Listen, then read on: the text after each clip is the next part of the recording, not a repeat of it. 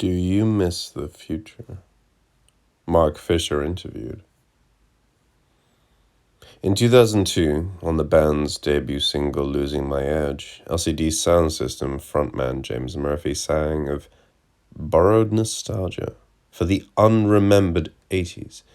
With that line, he playfully skewered the Brooklynite hipsters in little jackets whose instinct to look back to pop's golden past instead of forward exemplified a creeping revivalism and dearth of innovation.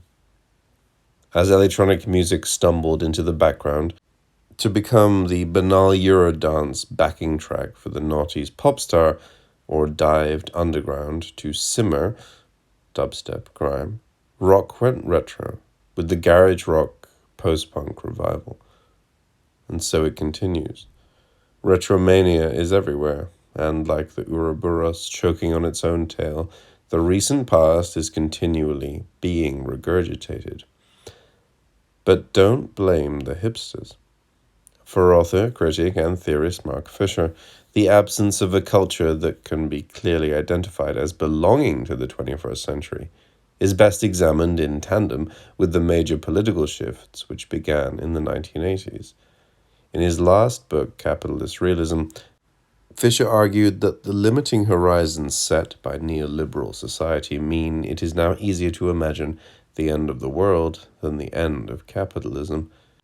And as our consciousness has been limited by this capitalist realism, the possibility of projecting new futures has diminished. In his latest book, Ghosts of My Life, Fisher argues that cultural time has stalled, and we become increasingly incapable of producing the new, the now, and postulating the next. At the end of history, all that's left is an endless return of dead forms and failed futures haunting us from a grave we keep digging up. What follows is a conversation with Mark about music, politics, and the progressive possibilities of a blank future. Andrew Brooks. You have said that Ghosts of My Life and your last book, Capitalist Realism, are two sides of the same project, which is revealing the inherent negativity of the times in which we live. Does the new book complement the last one, or take it as a point of departure and move forward? Fisher. A lot of Ghosts of My Life was written at the same time or before Capitalist Realism, so it's definitely not taking it as a starting point. On the most simple level, there's barely any music discussed in Capitalist Realism, whereas there's a lot of music discussed in Ghosts of My Life. Music is the site where the major symptoms of cultural malaise can be detected, I think. Capitalist realism is about what it's like to live now, to live with fully naturalized neoliberalism. Then Ghosts of My Life is about the futures that were lost in order for that capitalist realist takeover to happen. Brooks. Are you trying to pin down the nostalgic quality of the times? Fisher. Yeah, but it's the formal nostalgia of the current moment rather than the psychological nostalgia per se. Well, it's both in some sense, but I think more problematic is the nostalgia of form, where things are repeated but in an unacknowledged way, and the increasing naturalization of pastiche. It's prescient that in his 80s texts, Fredric Jameson talked about the increasing prevalence of pastiche, but in those early days of what we then call postmodernism, pastiche was still noticeable as a style. The quotation marks were still around things, whereas now the quotation marks have disappeared. Appropriation is no longer signaled. It's just assumed, I think. So it's nostalgic compared to what? Given that there is nothing that marks out 21st century culture as belonging to the 21st century. Brooks. You talk about the lack of future shock in popular music and discuss the music of Arctic Monkeys, specifically the fact that they are not positioned as a retro group.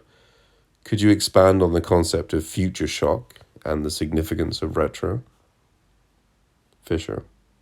The thing about retro is very interesting because there have been retro groups for a long time, certainly at least as far back as the early 70s. But the thing is, at least then they were positioned as retro, Whereas something like the Arctic Monkeys, there is no relation to historicity. They're clearly a retro group, but the category of retro doesn't make any sense anymore because it's retro compared to what? And yeah, I think that sense of future shock is what has disappeared, which was in retrospect a very rapid turnover of styles one was accustomed to. I suppose coming to musical consciousness at the end of post-punk, when there was a more or less explicit intolerance towards the recent past, never mind the deep past of cultural time, that was what created my expectations. And when that post-punk played out, other areas of music took over, most notably jungle, which when you heard it, you thought, I've never heard anything like this. That's the simple sense of future shock. Of course, it's not that things really emerge ex nihilo, and you can't then retrospectively construct the elements that went into this new synthesis. But nevertheless, new syntheses were continually being produced. And I think reliably up until, not quite as punctual as the year 2000, but up until 2003, we could still keep hearing new stuff and keep expecting it. Since then, we've got increasingly accustomed to the idea that we won't really hear anything new again. That's what I mean by the underlying inherent negativity. The negativity is there in our expectations, whether we admit to it or not. Brooks. I want to pick up on Burial, who you discuss in the book, because his first album came out around the same time as Arctic Monkeys' first album. What is it that differentiates Burial and Arctic Monkeys, aside from aesthetic differences? Would you say Arctic Monkeys are symptomatic of our culture now, and Burial better describes the times we're in? Fisher. It certainly exceeds symptoms. It's a diagnosis. One's diagnosis and one's a symptom. That is the way I'd like to see it. I don't think Burial can get us out of it.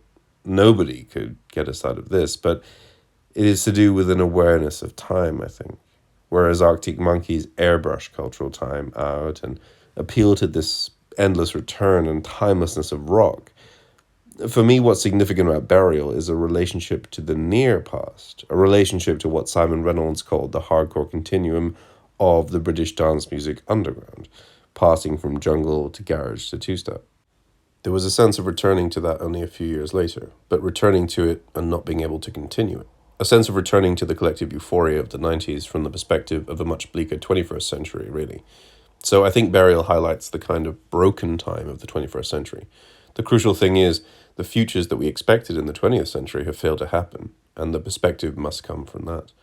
The perspective does not come from saying things were great in the 90s and now they're not. It is to say there was a trajectory running through post-war culture, a trajectory I call popular modernism, which created high expectations. That trajectory terminated, and it's the craving for the futures that we projected from the 20th century that for me is the crucial thing. What we've got in the 21st century is a confusion of the contemporary with the modern. In fact, the contemporary cannot deliver the modern. There's a kind of depthless contemporary. I think this is something that really started to become clear to me in the 90s, actually. But in the 90s, there was a clear distinction between the emergent disavowed retro culture via Blur and Oasis, the pseudo-opposition between Blur and Oasis that was more sort of a battle between mediocre class stereotypes, students slumming it, as Ian Penman put it about Blur, versus this utter Neanderthal cartoon of the working class, as if they were the only options available. But actually, at the time, the real opposition was between things like that and things like tricky jungle and various iterations of techno. There was an absolute plethora of alternatives to that disavowed retro culture of the 90s. But it started to become clearer to me then that in 1995, the 60s had been a lot closer than they were in 1980. I mean, Oasis could have existed in 1980 more or less, but they would have been like fourth on the bill in a small pub. There just wasn't that level of tolerance for 60s throwbacks at that time. There was a sense of historical narrative and a sense of time having moved on. But time since the 90s has got increasingly flattened out, such that exactly that kind of phenomenon can happen. Brooks. Your critique ties together this flattening out of cultural time over the last 30 years with a political shift, the rise of neoliberalism. But is there a possibility that we could wake up tomorrow and find ourselves confronted with a new, or is the only hope for new culture to emerge intrinsically linked with the change in the social political system? Fisher. I think it is intrinsically linked, but it may work both ways. The causality probably works both ways. Culture can assist in widening the political bandwidth as much as it's simply an expression of the underlying political situation. There is always the possibility of a new emerging. People say that my work is pessimistic, but it's not. It's negative. It's more that it reveals the negativity that is already there. But there's massive efforts of denial and disavowal. I personally can't help but be optimistic in lots of ways, but I think we have to avoid eventualism and thinking that sudden ruptures can come from nowhere. Things feel like that, but they never really are. But put it this way, things can't carry on as they are on lots of levels. Politically, they can't carry on. Economically, they can't carry on. Culturally, they seem as if they can carry on forever. When I was watching Glastonbury a few years ago, my friend, the philosopher Ray Brassier, was saying, this could go on for 100 years like this. It seems as if they can carry on forever, but I don't believe that they will. Quite what form the break will take, and when it's going to come, I don't quite know. But I think if we just shift to politics, I think it might be helpful. So I think we're into a blank period now where this is unprecedented in my lifetime, where you could say that in my lifetime, the right has held all the cards. In retrospect, even in periods that we would now think of as great cultural efflorescences like punk and post-punk, in a way, the cultural mood was dominated by the dying curve of popular modernism and the rise of neoliberalism and capitalist realism. Whereas now there's a sense that the right doesn't have anything left. The situation with right-wing hegemony is a bit like the situation with music culture, where it could go on forever, unless it is stopped. Brokes. I think the key thing in relation to talking about newness is the concept of challenging the mainstream, in that if what's new is purely a niche interest, is it negligible as to how much it matters because it doesn't mount a challenge? Fisher. Here's one of the things that people say, oh, we don't know if things are new yet. There might be new things, we just don't know yet. But that's just a fallacy. People did know when things were new before. Even if that's true, and in this age of hypervisibility, it would be slightly odd if there are things that we hadn't really seen. What's missing is a popular experience of newness. At the very least, that is what has disappeared. But I think what's also missing is this circuit between the experimental, the avant-garde, and the popular. It's that circuit that's disappeared. Instead, what we have is experimental TM, which is actually well-established genres with their own niche markets, which have no relation to a mainstream.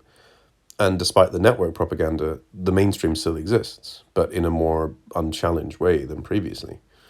Why? Well, because people like me have our own niches now. In order to get some sort of audience, I don't have to be on the BBC. There's lots of space on the internet for me. And that just means that it allows the Simon Cowells of the world to dominate the mainstream. And TV, or certainly public service broadcasting in the UK, is unprecedentedly bad. A lot of the book is about TV as much as music, actually. I think that one of the big exceptions to what I'm saying is American TV, HBO and the like, which probably has a claim to having produced new cultural forms in the 21st century. It's good that those HBO things are happening, but I think that in the UK there's this box set melancholy, as I call it, where you're watching this stuff, but you don't have the same collective experience of it as when you were watching public service television together. I think that's why people like the X Factor, because everyone is watching at the same time. And that's an encouraging thing, that people are enjoying each other's sociality, and that a banal talent contest is only the pretext for that. Brokes. In a roundtable you did with Green Gartside from Scritti Polity, he used a great term, critical admixture. So around the music bands made, particularly with punk and post-punk, there was this critical admixture, which was taking ideas from philosophy, taking ideas from social movements, and using the whole lot to mount a challenge to the mainstream. So actually, is it that critical admixture which has been stripped away? Fisher. Yes, this is what I'm talking about in this book, and the melancholy is kind of about that.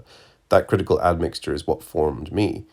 My education didn't come from school, which I hated. It came from reading NME, which again, NME is like Channel 4, I think. If you want to look at the decline of British culture over the last 30 years, Look at what the enemy was like then to what it's like now. But there was that public service broadcasting via Channel 4 and the BBC, and this wider supporting culture. And art colleges were a big part of that. Green went to Leeds, and you know the re-embourgeoisement of art colleges is significant. It's what happens with apparently banal changes in funding structures. If you make people pay for their own education, then we will see the consequences of that. One of the things we haven't talked about is the class domination of things like popular culture and popular music. The absurd number of ex-private school kids who are now dominating the indie scene or whatever, because only they can afford it. Only they can afford to get into the networks where culture happens. The absurd myth of neoliberalism is that creativity is this infinite wellspring which is equally distributed amongst human beings, and it's only blocked by the state or socialists. But of course, it's the exact opposite. The creativity only happens when there are the conditions for it, and collective conditions of one kind or another. And it's those collective conditions and that critical admixture which has been systematically dismantled. Brooks. I see that critical admixture prevalent in punk as part of a movement towards something. Now our experience is very different. We are individuals who navigate between styles. We don't belong to any one movement. Do you recognize that tendency? Fisher. Increasingly, I think that is the case, but the range of options that people have got are so limited, actually. Yes, ostensibly, there is this kind of infinite fungibility about the self, but what does that amount to? Actually, it amounts to choosing from a set of pre-given options, really, and the capacity to collectively produce something that didn't exist before has radically atrophied. I think that's what's been underlying everything that's been said today, that a capacity to make an infinity of meaningless choices has replaced the capacity to actually change things. And underlying this sense of infinite fungibility is that overwhelming sense that nothing can ever happen again. I think this is the key dialectics of the current moment, of capitalist realism, that nothing is fixed, but nothing will ever happen. The two are totally related. There's that distinction for Simon Reynolds that the speed of culture has slowed down, though the speed of everyday life has gone up. There's a very moving piece that Jodi Dean wrote recently, which was ostensibly a review of Jonathan Letham's book Dissident Gardens, which brought out this thing about belonging to the party. It would make things like that mundane drudgery of leafleting tolerable. When you have that narrative of belonging to the party, these mundane activities are radically transfigured. The whole of life is radically transfigured. Capitalism hasn't offered anything that can compete with that, and that should give us reasons to be positive. Because despondency or disavowed despondency is a sign of a craving or hunger to actually belong to something, and capitalism not only can't meet that, it doesn't want to meet it. Therefore, part of what I'm doing is trying to bring that underlying negativity to the surface as a means of acknowledging sadness and the causes of that sadness, I think, so that they can be exposed. And then it's about converting depression into anger.